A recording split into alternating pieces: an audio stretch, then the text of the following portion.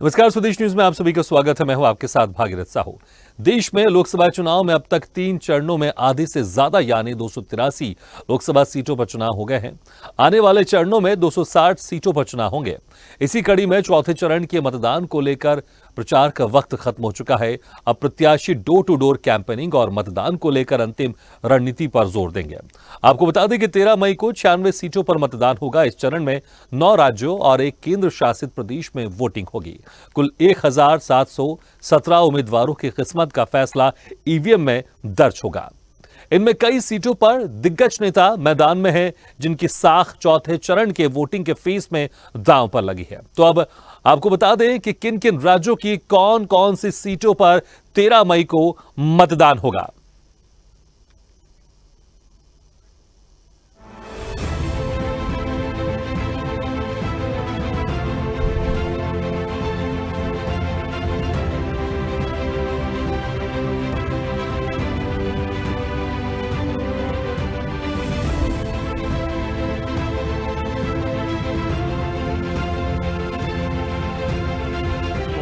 की गारंटी मतलब गारंटी पूरा होने की भी गारंटी। जाति जनगणना ये आपका हथियार है, तो आपको अपना हक लेना है।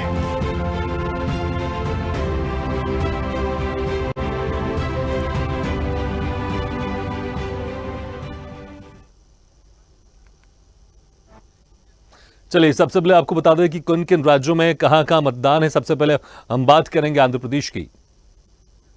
तो आंध्र प्रदेश में 25 सीटों पर वोटिंग होगी, जिसमें अराकू, श्रीकाकुलम, विजयनगरम, विशाखापट्टनम, नरसावपेट, बापटला, ओंगल, नंदाल, कुरुनील, अनंतपुर, हिंदूपुर, कडप्पा, तिरुपति, राजमपेट और चित्तौर। आंध्र प्रदेश के बाद अब बिहार की बातें करते हैं। बिहार में 5 सीटों पर चुनाव होंगे, दरभंगा, बेगूसराय, मुंगेर, समस्तीपुर और उजियारपुर में। चलिए, अब आपको बता दें बिहार के बाद जम्मू कश्मीर में किन किन सीटों पर चुनाव है। जम्मू कश्मीर में 1 सीट पर वोटिंग होगी। श्रीनगर सीट पर 13 मई को वोटिंग होगी। और अब झारखंड की बात करते हैं। झारखंड में 4 लोकसभा सीट पर वोटिंग होगी। सिरभूम, लोहरदगा, खूंटी और पलामू में। चलिए, झारखंड के बाद अब महाराष्ट्र की बात करते हैं। महाराष्ट्र में 11 सीटों पर चुनाव होगा, जिसमें नंदुरबार, जलगांव, रावेर, जालना, औरंगाबाद, मावल, पुणे, शिरूर, अहमदनगर, शिरडी और बीड। और अब मध्य प्रदेश की बात करते हैं। महाराष्ट्र के बाद एमपी की 8 सीटों पर चौथे चरण में चुनाव संपन्न हो जाएंगे, जिसमें इंदौर, देवास, उज्जैन, मंदसौर, रतलाम, धार, खरगोन और खंडवा। और मध्य प्रदेश के बाद अब उड़ीसा रुख करते हैं। ओडिशा में 4 सीटों पर मतदान होगा, जिसमें बेरहमपुर, कालाहांडी, कोरापुट और नवरंगपुर में। पश्चिम बंगाल की बात करते हैं। ओडिशा के बाद पश्चिम बंगाल में 8 सीटों पर मतदान होगा। बहरमपुर, कृष्णानगर, रणाघाट, बर्धमान, पूर्व बर्धमान, दुर्गापुर, आसनसोल, बोलपुर और बीरभूम में मतदान होगा 13 मई को। और तेलंगाना की अब आपको सीटें बता देते हैं। तेलंगाना में 17 सीटों पर वोटिंग होगी। आदिलाबाद, पेडापल्ले, करीमनगर, निजामाबाद, जहीराबाद, मेडक, मलकाजुगी, सिकंदराबाद, हैदराबाद, चेवल्ला और महबूब नगर।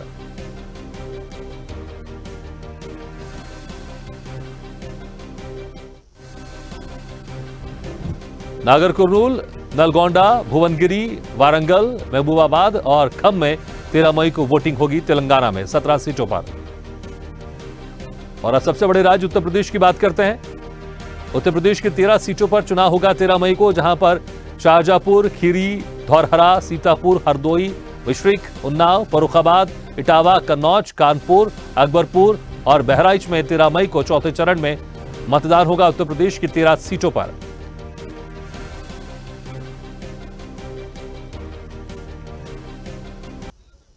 चलिए, अब सीधे रुख करते हैं मध्य प्रदेश की आर्थिक राजधानी इंदौर का। वहां से हमारे साथ जुड़ रहे हैं ब्यूरो चीफ चेतन सिंह ठाकुर। चेतन, मध्य प्रदेश में चौथे चरण का 13 मई को मतदान होगा और यह आखिरी चरण है मध्य प्रदेश में। पूरे के पूरे 29 सीटों पर यहां पर मतदान हो जाएगा, जिसमें इंदौर है, देवास है, उज्जैन, मंदसौर, रतलाम, धार, ये पूरे सीटों पर अगर हम समीकरण की बात करें किस तरह से भी समीकरण है और इसको लेकर चुनाव आयोग की तरफ से, क्योंकि प्रथम और द्वितीय चरण में वोटिंग प्रतिशत कम था, लेकिन तीसरे चरण में कुछ प्रतिशत वोटिंग का बढ़ा है, ये अच्छी बात है और ये कोशिश की जाएगी चौथे चरण में वोटिंग प्रतिशत बढ़े। लेकिन समीकरण को लेकर क्या कुछ वहां पर चल रहा है, किस तरह से प्रचार रहा, क्योंकि अब जो है वो समय समाप्त हो गया प्रचार प्रसार का, अब सिर्फ डोर टू डोर प्रचार प्रसार कर सकेंगे जो प्रत्याशी वहां पर होंगे। काफी अहम सीटें मालवा निमाड़ की 8 सीट लोकसभा घाटी, जिसमें बता दूं करीब 74 प्रत्याशी अपने भाग्य का फैसला करेंगे। इसके चलते बता दूं आज प्रदेश के मुख्यमंत्री सीधे तौर पर इंदौर पधारे थे और इंदौर बता दूं उन्होंने जनसभाएं करी, रैली करी और लगातार लोगों से अपील की है। उसके बाद बता दूं करीब शाम 6 बजे यह प्रचार प्रसार बंद हो गया। उसके बाद अब डोर टू डोर कैंपेन की जाएगी। डोर टू डोर प्रत्याशी पहुंचेंगे, लोगों के बीच अपनी अपील करेंगे, अपनी जीत की अपील करेंगे और लोगों को बताएंगे किस तरीके से क्या फायदा आपको मिलेगा मेरे जीतने के बाद। पर सबसे बड़ी बात होती है कि 13 मई को मतदान होना है। मतदान के पश्चात यह तय हुआ कि जो 74 प्रत्याशी है उनके भाग्य का फैसला किस रुख की ओर जाता है। क्योंकि जिसकी अगर बात करें इंदौर की, तो इंदौर के अंदर अगर बात करें तो इंदौर की तौर बता दूं इंदौर के अंदर कहीं भी कांटे की टक्कर नहीं है। पर बाकी जगह की बात करें तो कहीं ना कहीं बीजेपी और कांग्रेस में कांटे की टक्कर मानी जा रही है। अगर निमाड़ की बात करें तो निमाड़ में भी खरगोन, खंडवा और रतलाम, इन सीटों पर सीधे तौर पर कांटे की टक्कर मानी जा रही है। तो बता दूं कहीं ना कहीं तौर पर सीधे तौर पर अब कहीं भी अगर बात की जाए तो आज डोर टू डोर अब प्रत्याशी अपने लोगों के बीच पहुंचेंगे और अपने प्रचार प्रसार करेंगे। और 6 बजे बाद जिस तरीके से बात कर लें तो प्रचार प्रसार बंद हो चुका है। और बता दूं अब पुलिस की भी सख्ती है, हम चारों ओर देख रहे हैं। और बात कर लें यहाँ तो सीधे तौर पर अगर बात करें सेंधवा बॉर्डर महाराष्ट्र से लगी हुई आती है, अगर बात कर लें गुजरात बॉर्डर की बात करें तो झावा से लगी आती है, तो बॉर्डर पर भी कहीं ना कहीं पुलिस अब मुस्तैदी से तैनात है। और उनका कहना है कि अब कोई भी आवाजाही बंद हो चुकी है।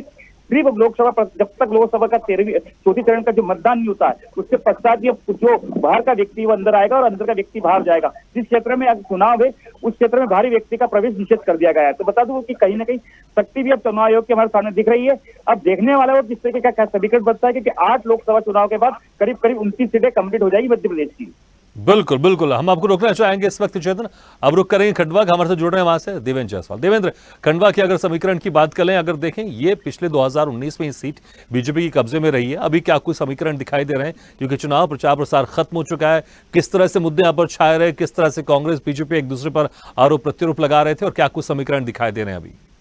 मई को होगा। और यहाँ पर खास बात बता दूं कि अरुण यादव जो कि कांग्रेस के एक बड़े नेता है और पूर्व प्रदेश कांग्रेस अध्यक्ष रह चुके हैं, उनकी खरगोन और जो खंडवा दोनों ही जो लोकसभा सीटें हैं यहाँ पर जो है उनकी प्रतिष्ठा दांव पर लगी हुई है। तो साफ बात है कि अगर चौथे चरण के मतदान के दौरान जो मध्य प्रदेश की 8 सीटें हैं उसमें प्रमुख 2 सीटें हैं वो ये अरुण यादव के चेहरे से कांग्रेस के बतौर देखी जा रही है।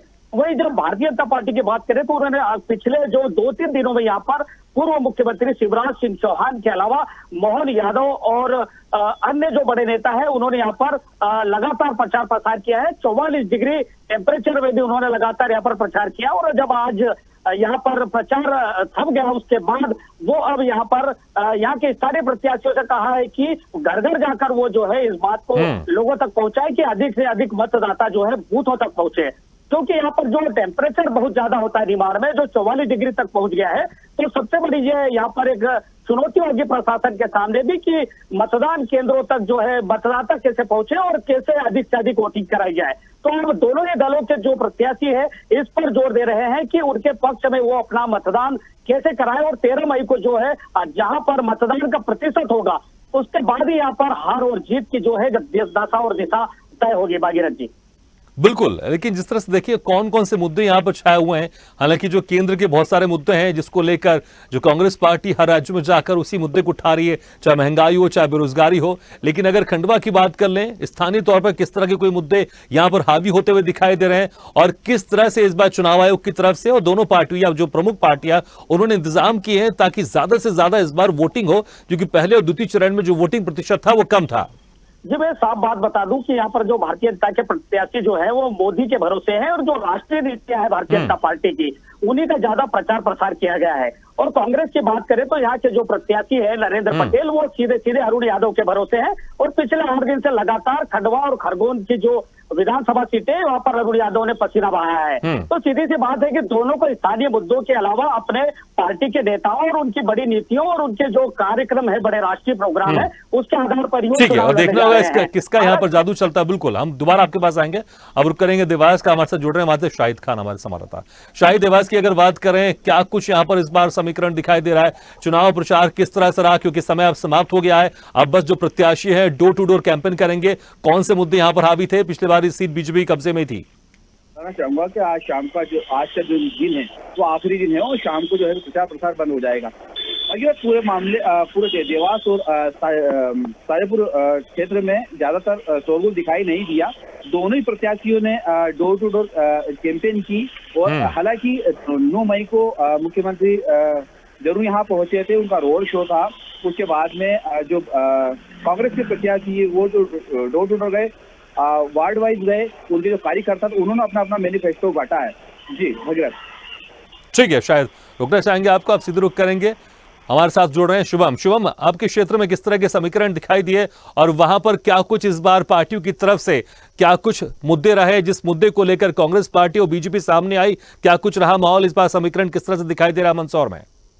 वहाँ की मंदसौर संसदीय क्षेत्र में, यहाँ पे मंदसौर संसदीय क्षेत्र की अगर बात करें तो यहाँ पे जावरा, नीमच, मंदसौर यानी कि 7 विधानसभा है। वही अगर यहाँ स्थानीय अगर मुद्दे की अगर बात करें तो यहाँ पे जो स्थानीय मुद्दा है वो सीमा शुद्धिकरण, जहाँ दोनों ही पार्टियां अपना अपना दम वगैरह दिखा रही है। वही पार्टियां दोनों दावे कर रही है कि हम शुद्धिकरण करेंगे, लाखों का बजट आता है, लेकिन कहीं न कहीं वो बजट कहाँ दिखता है? भगवान पशुपतिनाथ जी की नगरी आज भी दूषित है और शुद्धिकरण नहीं हो रही है। यहाँ पे यह सबसे बड़ा स्थानीय मुद्दा है। वही अगर बेरोजगारी की अगर बात करें तो लगातार यहाँ पे जो बीजेपी के कार्यकाल में यहाँ पे 3 मेडिकल कॉलेज दिए हैं मंदसौर संसदीय क्षेत्र में। वही कई सारी चीजें यहाँ पे बीजेपी की ओर से भी दी गई। वही कांग्रेस भी एक तरह से दावा कर रही है कि हम भी कई तरह की जो एंटीफेस एक्ट में परिवर्तन लाएंगे, कई सारी योजना देंगे, लेकिन वो कहीं न कहीं जमीनी स्तर पर देखने को नहीं मिल रही है। वही अगर बात की जाए यहाँ पे मंदसौर संसदीय क्षेत्र में कांग्रेस की ओर से इनके आपसी गुट यहाँ पे दिखाई दे रहे हैं। जी भागीरथ जी। बिल्कुल, अगर बात करें प्रचार प्रसार को लेकर, कौन सी वहां पर पार्टी इस बार अभी तक आगे दिखाई दे रही है प्रचार प्रसार को लेकर? क्योंकि जब परिणाम आएंगे, कौन जीते कौन हारेगा तो समझ में आ जाएगा, लेकिन प्रचार प्रसार में कौन आगे दिखाई दिया? जी, यहाँ पे वास्तविक यहाँ पे देखा जाए तो जहाँ पे जो लहर जो चल रही है, यहाँ पे जो बीजेपी की जो लहर है, वही इसके बाद ही अगर बात की जाए यहाँ पे जो लगातार कल पूर्व सीएम मुख्यमंत्री शिवराज सिंह चौहान भी आए थे, वही कांग्रेस की ओर से आज दिग्विजय सिंह भी आए, तो वो लगातार पार्टियां मतलब अपना दमखम दिखा रही है। जी ठीक है, एक बार फिर से रुक करेंगे शाहिद का। शाहिद, देवास की अगर बात करें, प्रचार प्रसार किस तरह से वहां पर देखने को मिला? दोनों पार्टियों की तरफ से कौन आगे कम से कम प्रचार प्रसार में? मैंने पिछली बार बताया था, फिर मैं उस बात को रिपीट कर रहा हूँ कि यहाँ पे जो है प्रचार प्रसार के मामले में दोनों ही पार्टियों की तरफ से कोई ज्यादा कुछ शोरगुल नहीं रहा। दोनों ही प्रत्याशियों ने डोर टू डोर यहाँ पे जो है कैंपेनिंग की है। लेकिन हालांकि मुख्यमंत्री बड़ी जनसभा की बात कर लें, रोड शो की बात कर लें, किस किस के नेताओं का रहा यहाँ पर बड़ी जनसभा, बड़ा रोड शो?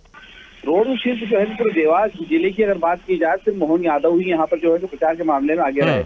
और अगर देखा जाए यहाँ पे भगीरथ, मैं आपको बताना चाहूंगा कि यहाँ पे भाजपा और कांग्रेस के बीच में ही दोनों के बीच में जो है कड़ा मुकाबला यहाँ पे देखने को मिलेगा। मतलब कि अगर बात कर ले तो यहाँ पे जो है कि किस तरह का फैक्टर चलता है फिलहाल अभी मुझे यहाँ पे जो है दिख नहीं रहा है, लेकिन जो आने वाली जो 13 तारीख को है उसके बाद ही जो है मतदाता वोट डालेंगे, उसके बाद ही स्पष्ट किया कहा जाएगा कि जो है किस तरह जो है कि मतदान ज्यादातर लोगों ने किया है। बिल्कुल बिल्कुल, लेकिन स्वदेश न्यूज लगातार यही सभी से विनती करता है कि आप जिस पार्टी को वोट डालना चाहे आप उनको कीजिए, लेकिन अपने मत का प्रयोग जरूर कीजिए। फिर से रुक करेंगे इंदौर का, हमारे से जुड़े में लगातार चेतन सिंह। चेतन, इंदौर में बात करें, बड़ा ही दिलचस्प इस बार चुनाव है, क्योंकि जो प्रमुख पार्टी है कांग्रेस से, उनके जो प्रत्याशी थे वो आखिरी समय में वो बीजेपी में चले गए थे। अब कांग्रेस है वो जो प्रचार प्रसार कर रही है वो नोटा को लेकर कर रही है कि नोटा में आप बटन दबाइए। इसको लेकर वहां पर क्या कुछ गहमा गहमी किस तरह से लेकर लोगों के बीच में चर्चा है? ये बता दो, सबसे बड़ी बात होती है मध्य प्रदेश की आर्थिक राजधानी इंदौर में घटनाक्रम होना, और घटनाक्रम के बाद कांग्रेस की अगर बात कर ले तो कांग्रेस ने किसी भी जो पार्टी का जो प्रत्याशी था उसे समर्थन नहीं दिया। साफ तौर पर लोगों के बीच जाकर कैंपेन कर रही है लगातार डोर टू डोर। तब जब से उनका प्रत्याशी कांग्रेस और बीजेपी में का जब से डोर टू डोर कैंपेन कर रही है, जगह जगह होर्डिंग्स लगा रही है। रिक्शाओं की बात कर ले, दुकानों की बात कर ले, कई जगह से होर्डिंग्स लगाए गए हैं, कई जगह से बैनर्स लगाए गए हैं, कई जगह पोस्टर्स लगाए गए हैं। आज सीधे तौर पर जाइए, नोटा का बटन दबाइए। अब देखने वाली बात होगी, काफी दिलचस्प मुकाबला होगा। और बात कर ले सीधे तौर पर अगर बीजेपी की, तो बीजेपी की सुनिश्चित जीत बता रही है। बीजेपी कह रही है कि हम जीत चुके हैं, पर देखने वाली बात है कि नोटा में कितने वोट जाते हैं। जैसे नोटा की बात करें तो नोटा को लेकर लोग काफी जागरूक हो चुके। हमने लोगों से चर्चा भी की। लोगों का कहना था कि बीजेपी तो जीती रही थी, पर जिस तरीके का ये घटनाक्रम हुआ है कि बीजेपी कांग्रेस और बीजेपी में आना और बीजेपी के बाद जो घटनाक्रम होना, वो प्रदेश की राजनीति कहीं गरमाई थी। इसको लेकर अब देखना होगा कि 13 मई को किस तरीके से इंदौर की जनता किस ओर अपना समर्थन देती है और किस ओर जाती है, ये आने वाला समय बताएगा। पर यहाँ का जो मुकाबला है काफी दिलचस्प होगा। बता दूं 8 लोकसभा सीटें हैं। 8 लोकसभा सीटों की बात करें तो कई कड़ा मुकाबला बीजेपी और कांग्रेस में होने जा रहा है। बता दूं सीधे तौर पर खंडवा की बात करें तो देवेंद्र जी जिस तरह बता रहे थे, खंडवा में काफी दिलचस्प मुकाबला है। उसके बाद बता दें बड़वानी और खरगोन। उसके बाद बता दें सीधे तौर पर अगर बात कर ले रतलाम और झाबुआ, यहाँ कड़ा मुकाबला देखने को मिलेगा। बता दूं सीधे तौर पर यहाँ पर जो मंत्री हैं नागर सिंह चौहान, उनकी धर्मपत्नी लड़ रही है। और सीधे तौर पर अगर कांग्रेस की यहाँ बता दूं तो कांग्रेस की ओर से जो दिग्गज नेता है कांतिलाल भूरिया, उनकी साख कहीं ना कहीं दांव पर लगी हुई है। तो बता दूं कांग्रेस और बीजेपी के दो ही नेता हैं, दोनों की साख कहीं ना कहीं दांव पर लगी हुई। और बता दूं कई बड़े नेता, बता दूं प्रदेश के मुख्यमंत्री लगातार डोर टू डोर कैंपेन भी कर रहे थे, लगातार प्रचार प्रसार भी कर रहे थे। और बता दूं कई क्षेत्रों में बता दूं प्रधानमंत्री नरेंद्र मोदी भी पहुंचे थे। उन्होंने बता दूं जिस तरीके से अभी कुछ दिन पूर्व धार के अंदर और खरगोन के अंदर जो सभाएं भी की थी और लोगों को बताया था किस तरीके से योजना है उनको मिल रही है धरातल पर। क्योंकि बता दूं कि जो लोकसभा चुनाव की तो बात ठीक है, पर विधानसभा में कहीं ना कहीं धार क्षेत्र से करारी हार बीजेपी को देखने को मिली थी। इसको लेकर अब कहीं ना कहीं लोकसभा की तैयारियां जब से हुई थी तो बीजेपी ने कमर कस ली थी। अब देखना होगा कि जनता जनार्दन किसों को रुख करती है और आने वाला 13 तारीख को जनता अपना फैसला किस ओर देती है। बिल्कुल बिल्कुल। देवेंद्र, अगर बात करें खंडवा में तो प्रचार प्रसार को लेकर कौन आगे रहा है और किन किन बड़े नेताओं का खंडवा में प्रचार प्रसार आपको देखने को मिला? ये निश्चित तौर पर भारतीय जनता पार्टी ने यहाँ पर जो है बड़े नेताओं का प्रचार करवाया है। डॉक्टर मोहन यादव लगातार 2 बार यहाँ पर हर विधानसभा क्षेत्र में पहुंचे थे। लगभग 8 विधानसभा क्षेत्रों में उनकी 6 से अधिक सभाएं हुई है। इसके अलावा पूर्व मुख्यमंत्री शिवराज सिंह चौहान पूरा एक दिन रुके थे और 3 विधानसभा क्षेत्रों तक पहुंचे थे। तो यहाँ पर भारतीय जनता पार्टी ने बड़े नेताओं की सभाएं करवाई, लेकिन कांग्रेस को अरुण यादव के अलावा किसी भी बड़े नेता की सभा नहीं हुई है। तो ये कहीं ना कहीं यहाँ पर जो है एक बड़ा सवाल भी खड़ा करता है कि कांग्रेस ने कैंपेनिंग में उस तरह से बड़े नेताओं का यहाँ पर इस्तेमाल क्यों नहीं किया। लेकिन जो मतदाता है उनकी चुप्पी कहीं ना कहीं ये बता रही है कि आने वाले समय में वो वोट किस तरफ बैठता है, क्योंकि जो मतदाता है उन्होंने अभी तक किसी भी तरह से अपनी राय जाहिर नहीं की है कि वो कहाँ पर अपना मत का उपयोग करेंगे। हालांकि 13 मई को जो यहाँ पर प्रशासन इंतजाम किए हैं तो उसमें ये अत्यधिक गर्मी होने वाली थी, तो वहां पर भी उन्होंने कई बूथों को जो है वहां पर मतदाताओं के लिए टेंट लगाने की व्यवस्था की जा रही है। कहीं पर जहां मतदाता नहीं पहुंच सकते तो उनके लिए भी उन्होंने कुछ व्यवस्था की। कोई बहुत सारे पिंक बूथ भी बनाए जा रहे हैं, तो वो सारी तैयारियां की जा रही है। अब जो लोकतंत्र का महाउत्सव होगा चौथे चरण का, वो कितने प्रतिशत मतदान होता है उस पर डिपेंड करता है और आने वाले समय में वही जो है मालवा निमाड़ की सीटों का जो है भविष्य तय करेंगे।